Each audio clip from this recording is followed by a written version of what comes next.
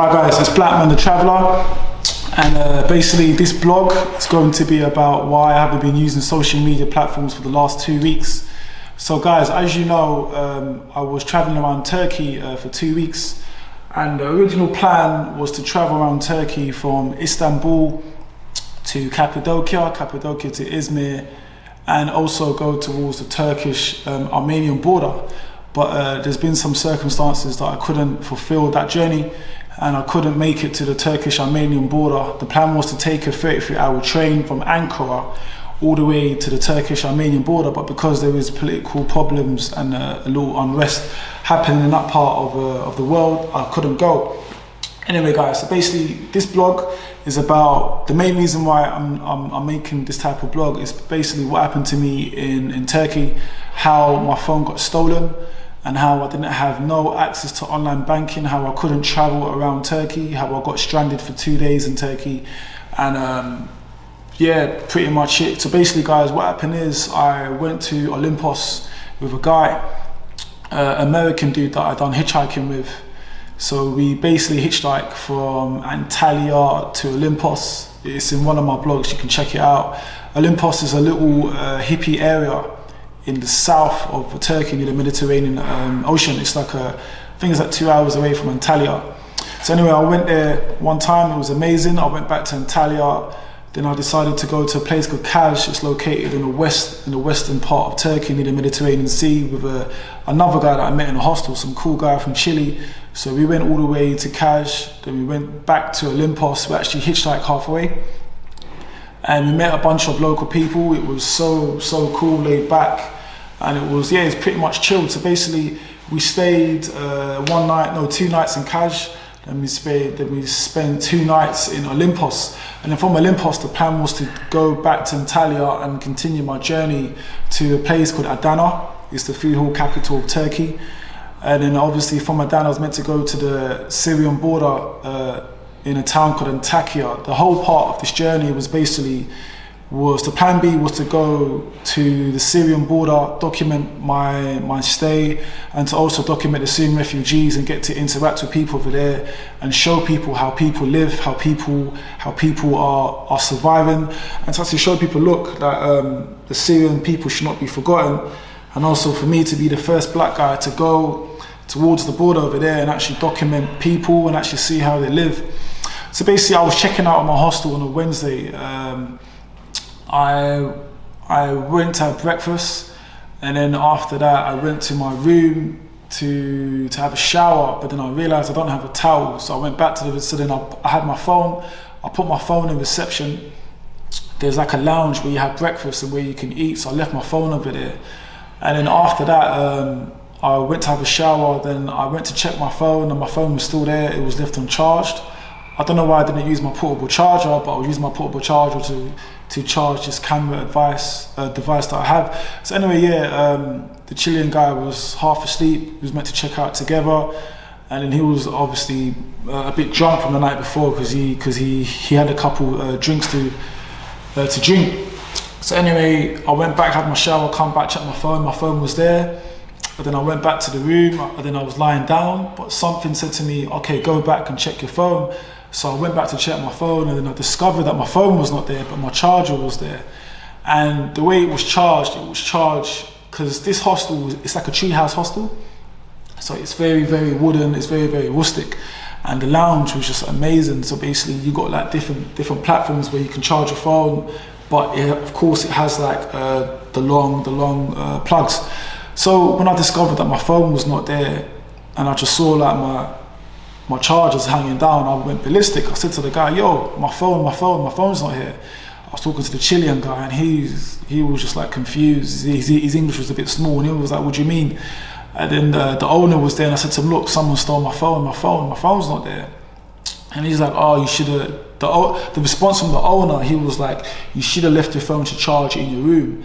But I'm like, mate, this is a hostel, and you know, that's the last thing that you're thinking. And of course, the hostel has got a very good reputation. It's got some amazing reviews.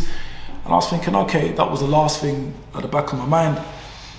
So I was getting a bit angry, I was a bit paranoid because I meant to check out to go towards the Syrian border. I've already stayed there for 2 days, and of course my friend Pablo, the Chilean guy, he wanted to go back to Antalya to meet other people that he met through this journey. So nothing was going on, but then we went to the reception, then the guy phoned my phone was ringing, and then we couldn't actually get the person to pick up whoever stole the phone, and then the manager called the phone again 5 minutes later. Then the person turned the phone off, so the person must have realized that, okay, cool, they're probably gonna get, you know, caught red-handed. And then after that, we were just like confused. I was upset. I had no access to money, literally. I had no way to travel. I had no way to actually buy food. I had no way to leave the country. I had no way to even communicate with people and to let people know that, look, I'm stuck over here. I couldn't even communicate with my partner, so it was a bit complicated. And then we went through the CCTV, back and forth. Literally, we were tracing movements of people that were around that area of the hostel where I left my phone to charge. And it was so strange because I've never seen myself in footage in any other building in my life, and I can see myself, and they were tracing all the movements that I'd done. One of them even accused me of even saying that, oh, you didn't lose your phone, you misplaced it, whatever, blah, blah, blah. But you can actually see in the CCTV camera footage that I left my phone over there. You can see me physically with my phone, I left it there, and I left the premises. So we're going through the CCTV for like at least 15-20 minutes. No action has been taken. They're just going through the things, and then they said that the police are gonna have to get involved. So literally, there was 2 people that we met in the hostel. They were very, very cool, and then one of them actually helped me out. She helped me out to go to the police station, and then we jumped in the car. We went to the police station. The police spoke just a small bit of English, but that's what happens when you're like in a foreign country, you know. So obviously we were talking.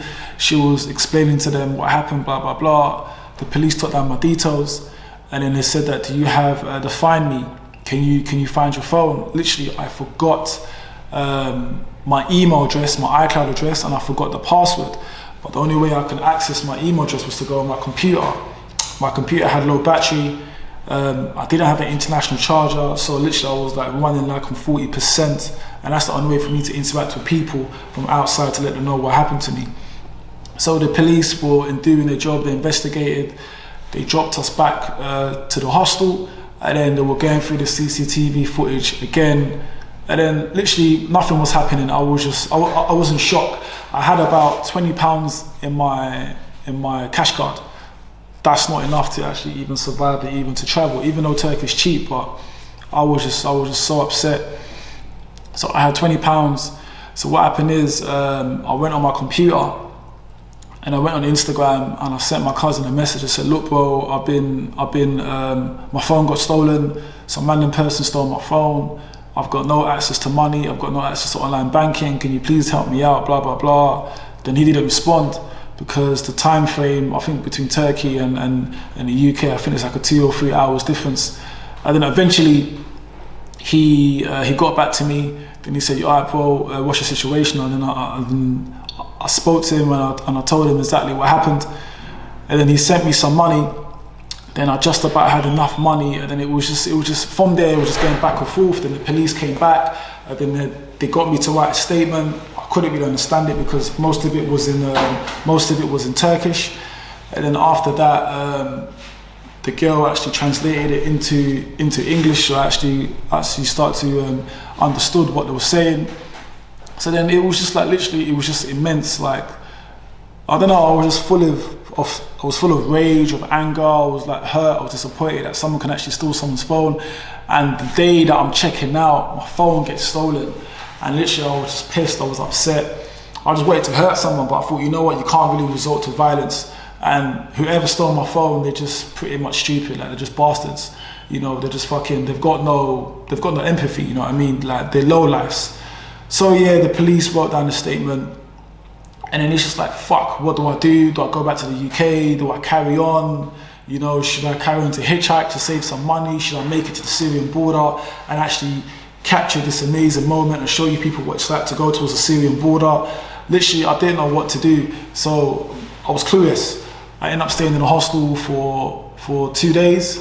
we didn't even pay for the 2 days, we paid for the first night. So I actually overstayed 2 days extra. Pablo stayed with me, and then Pablo left me. He went to Antalya to meet someone that he met on the road. So literally I was just there with my friends, and I was just like, fuck, like what do I do? And then what happened is, I actually hitchhiked back to Antalya from Olympus. I actually jumped on the bus, and I hitchhiked on the bus. I jumped on the bus from Olympus to the main mode. Then from Olympus, I hitchhiked back to Antalya, and that was just a crazy moment. I had no money, I had just a bit of money. I had like £50 on my card because I paid my flight. It was like £100 and something. My cousin transferred me £150. I had like £50 on my card just to survive.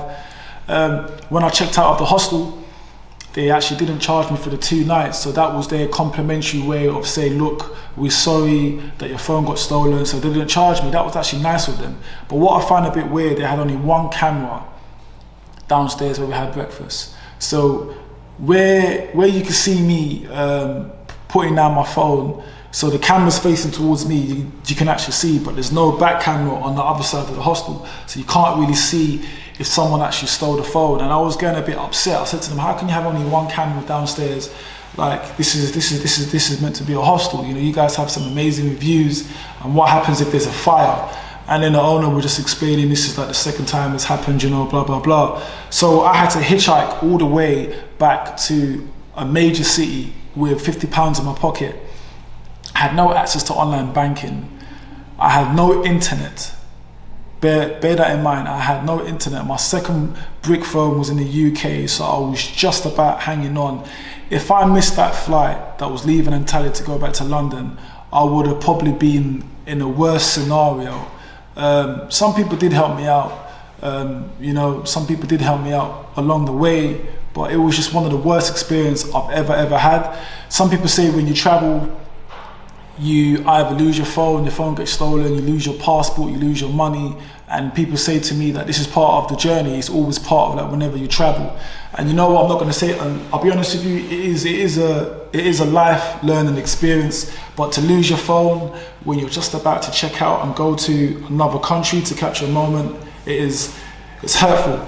And yeah, so pretty much that's why I haven't been on social media. So this video is to give you a little incentive of why I haven't been using social media platforms, and why I haven't been posting up certain things on social media. But pretty much what I'm going to do is I will be putting up blogs in between, the Turkish blogs. I am in London right now. I am in a hostel, and I'm meant to be isolating. So this is like my second week over here. And because I couldn't go back to my house, so to my mum's house, so I have been isolating over here for the last 2 weeks, and it's pretty much yeah, that's pretty much it. That's what happened to me when I was in Turkey. It's a shame that someone stole my phone, but thank God I survived, because if I couldn't hitchhike, if I couldn't have any other way to come out to the UK, I probably would have been stranded. So that's the whole story of why I haven't been using social media platforms. And yeah, man, literally the phone was not even insured. I bought that phone in Australia this year, January, cash, so it has no insurance. So that's one of my worst downfalls, to buy a phone and not insure it. I'm very stupid for that to happen. And pretty much it, the person, I don't know who even stole the phone, because you can't even do anything with that phone. There's a password, there's a face ID. So I don't know what use is the phone towards you. Like, why would you steal someone's phone? This is what I don't understand. And that just goes to show you that there's a lot of narrow-minded people out there, and there's a lot of heartless people out there. So that's pretty much it. But yeah, guys, yeah, hope you guys enjoy this blog, and make sure you comment, like, subscribe in this video. Take care. That would be good.